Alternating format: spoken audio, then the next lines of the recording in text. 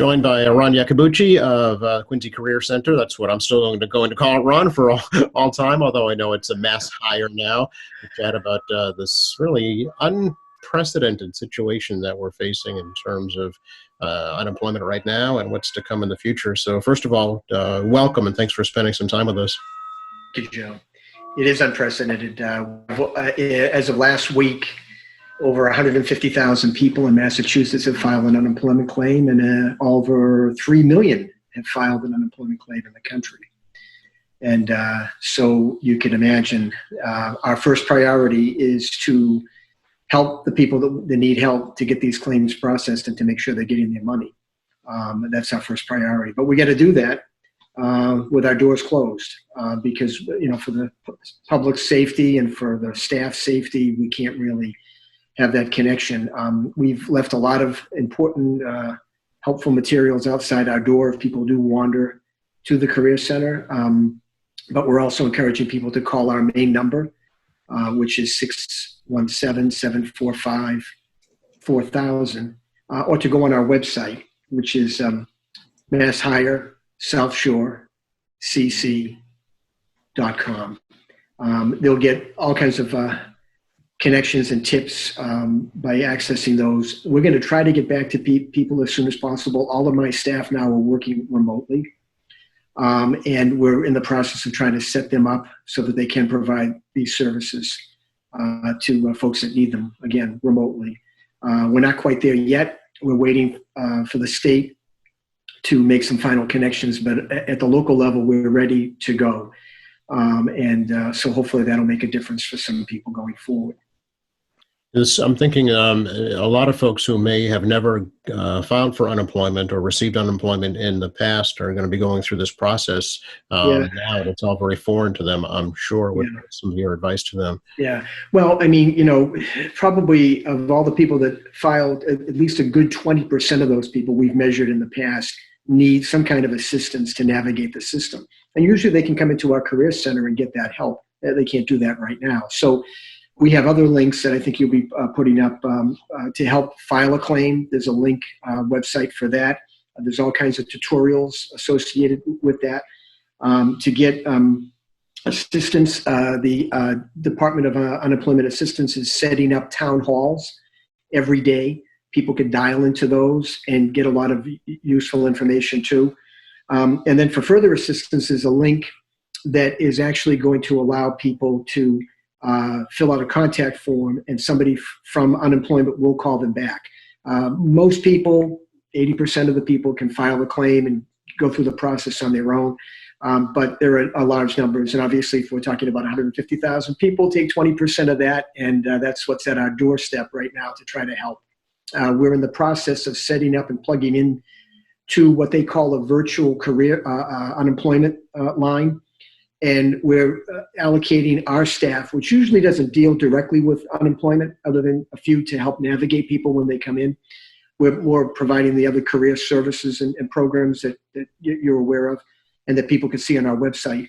But we're all converting over now to assist with this high volume of traffic that needs some help navigating to make sure that they, again, our priority, get their claims in, get their money. The Congress is passing legislation that's going to provide an extension of benefits so they can collect up to 4 months. And I think they're going to provide also an additional $600 on top of what the state provides in benefits on a regular basis. They've also expanded people that can apply for these benefits so that we're including now the gig workers, the contracted workers, individuals that are working obviously on their own. So basically, those that are self-employed can now apply for unemployment assistance. All those things are moving forward and will be available. Okay, is it the same process for those workers? Yes, it is. It's the same process. And if anybody has a doubt, file a claim. It'll get processed and sorted out. So if there are people there that have a question, it doesn't hurt to put a claim in and then have that resolved. If there's any doubts or any issues, that's how we're going to be dealing with it. Okay, we should let folks know exactly where your center is in Quincy, for folks who don't know.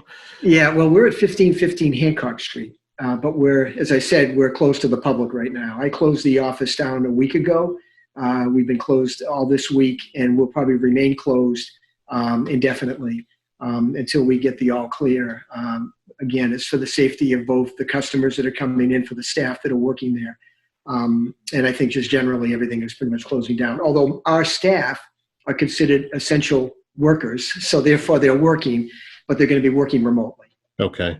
Interestingly, some companies are hiring, the grocery stores and the pharmacies and delivery Yeah. services. Oh, we're putting all that on our website too. You've got Amazon that's hiring big, and you've got CVS that's hiring big. All that information is available. For some of the employers that are struggling with this, there is also, and I'm sure you're going to put this up, a way to connect for them at UI Employer Help at detma.org. They could forward their questions to that link and hopefully get a response that is going to help them navigate, because I know there are a lot of questions that employers have relative to unemployment and how it's going to work and so forth. Yeah. Has the state made any changes, or streamlining to process benefits in a quicker timeline? Well, I mean, 2 years ago, with the governor's leadership, the whole system converted over to it's all up in the cloud now. Yeah. Prior to that, it wasn't. Right. And I think a lot of the other states around the country are seeing a breakdown in people connecting because they don't have that capacity. So we were fortunate 2 years ago to go that route. And so therefore, there should not be any problems with people getting online and being able to file a claim. People have to be patient. As I said, it's 150,000 claims in a week, and I'm sure that's going to continue to increase significantly as things start to hit. Yep. So there might be some time before if people that do have issues and do have concerns can connect with somebody if they put that request in. And I know if people are calling our phone and leaving their name and number, we're going to get back to them. But again, we're not ready to do that just quite yet. Hopefully by the end of the week, we will be. All our people, as I said, are positioned, but they have to go through some quick training. And also the virtual call center has to be set up so that when these contact requests come in or calls come in to our career center, we can respond to people and then help them file their claim and navigate the system. Yeah. What is a typical week, Ron? 150,000 now. What would it normally be? Well, we usually see in our career center, because we're very busy. We're one of the top 3 in the state that gets a lot of traffic with people coming in and looking for assistance in navigating their claim. We typically get anywhere from 200 to 300 people a week coming into our career center. We've literally seen hundreds of people coming to our door last week. I mean, really, it's almost like 100 people every week. Of course, we couldn't open the door, but we did, as I said, display a lot of useful information out front to guide people. And now we're trying to take it to the next step by being able to work remotely and assist people, so we can connect to them with their computers, by phone, and guide them through the process. But typically, that's the unemployment rate was at 3% the other day, and now it's going to climb up to 30% or more. Yes. So it's just incredible. But our hope, obviously, is that the economy in this country is strong. This is a health crisis that's put a halt to everything, and hopefully, when this is over, everything's going to come back. And I would assume that most of these people that are working are going back to their jobs, but some things might not be the same. Right. And so we're obviously preparing what I call recession ready, because obviously there's going to be that impact, and we have to be prepared for that. They're talking about, as you know, in the past, our allocation is based on the unemployment rate. So when the unemployment rate is low, we get less money. This is going to skyrocket. I'm sure there are going to be a lot of resources that are going to be available to help people transition through these times when things come back. But the reality is everything is changed, and we need to prepare probably for the next wave that could hit. They're saying maybe sometime in the fall when this virus comes back again. And this whole idea about social distancing and so forth is a practice that we might have to implement again. Yeah. And so that's the reality. And they're saying now too that this particular virus might be seasonal. So but we deal with it. We deal with it every year with the flu and so forth. It'll just roll into that and still have an impact, but something we can better control than what we have now, which is shut down and kind of stay at home. And we wish everybody out there well and to stay safe. It's been a challenge. I know even for me personally, my daughter and my son-in-law, she's a nurse and he's a state trooper. So I pray for them because of the fact that they're right out there on the front lines.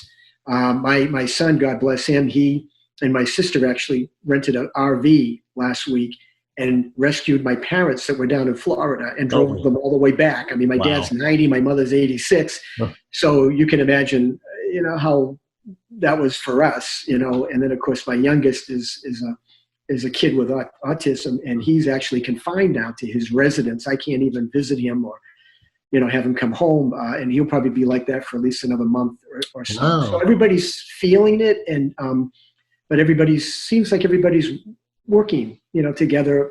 The staff that we have, they're all very passionate about wanting to help people in this crisis, and I think everybody is ready to go to do that. So, but everybody's sharing their own situations and coping with them and doing the best that they can. Yeah, it's a shared experience that we're all going through. Oh yeah. It's important to point out, I think, that although you're in Quincy, you're not just serving people in Quincy, right? Yeah. No, we've covered 22 communities. There are 16 of these regions around the Commonwealth. We cover Quincy down to Plymouth, but both our Quincy and our Plymouth Career Centers are presently closed to the public. Right. We're like I said, and I'll repeat again, we're working to be able to jump in to help manage, and process this, like you said, unprecedented amount of claims, and hopefully we'll get to it, over the next week to 10 days, and just ask people to be patient. Like I said, and I'll say it again, our goal is to get people's claims processed right now.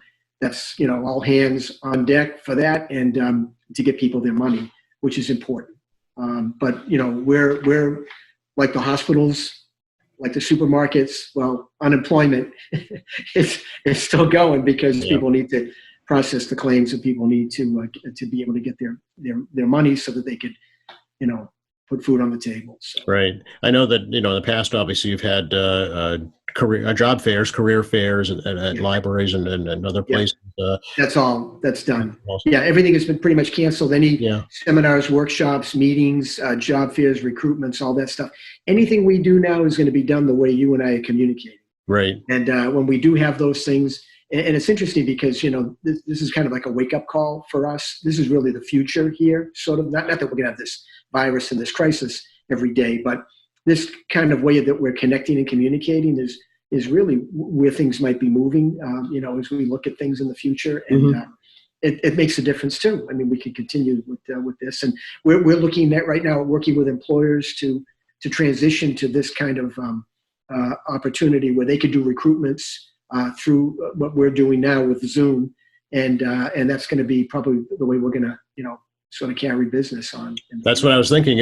Next job fair could be a virtual job fair, right? And we'll be looking at your living room, and you'll be looking at my living room. A little insight into people's personal lives with these video conferences.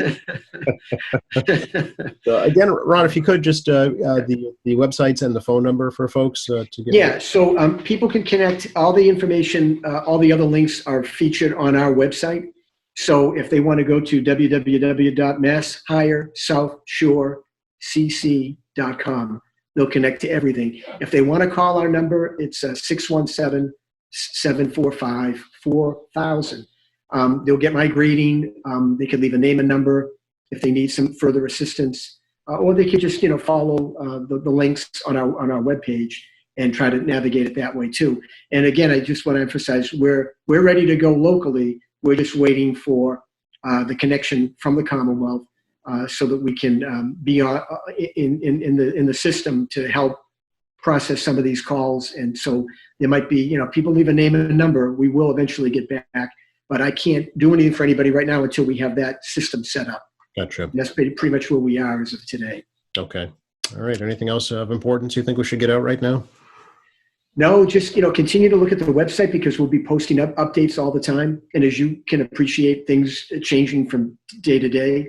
So it's important to stay current. So I would encourage people to look at the website and follow, the latest information. And hopefully, as I've mentioned before, we look forward to working with everybody in the future under better circumstances. But at the present time, we're, going to work to process the unemployment claims. That's the key. That's the focus right now for all of us. So. Yep, absolutely. Get the money in people's hands for their rent and their food and their children, right?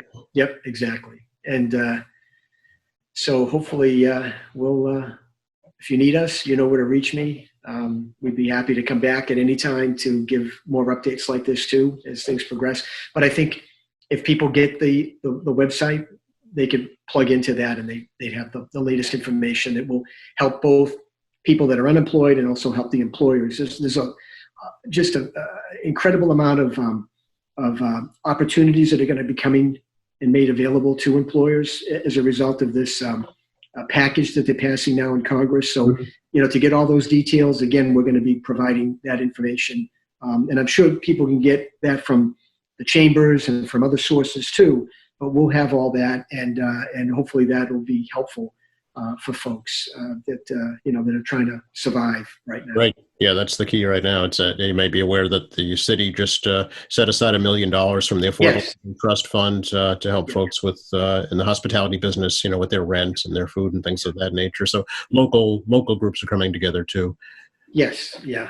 I think that, everybody's doing such a great job. I was over City Hall the other day because my fiscal department still has to work because we have to process payroll. Oh yeah, So they're still working hard there. The mayor's leadership and so forth. I mean, it's just incredible what everybody's trying to do to keep things going.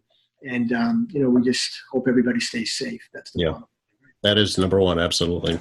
Yeah. Appreciate your time, Ron. Reach out to us again if we can be of any help, please. Okay, Joe. Thank you. You're welcome. Bye-bye.